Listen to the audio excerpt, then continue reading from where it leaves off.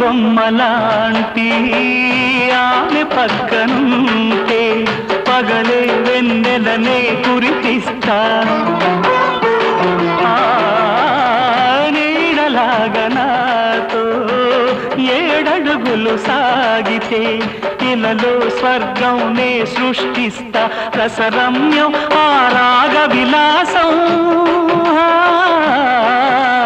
రసరమ్యం ఆ రాగ విలాసం వసివాడదు అది ఆ జన్మాంతం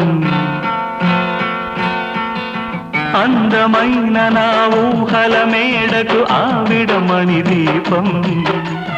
అంది అందని నాశలకు ఆమె ప్రతిరూపం ఆ తలపే నా ధ్యానం ఆ అభినవ దేవత నా ప్రాణం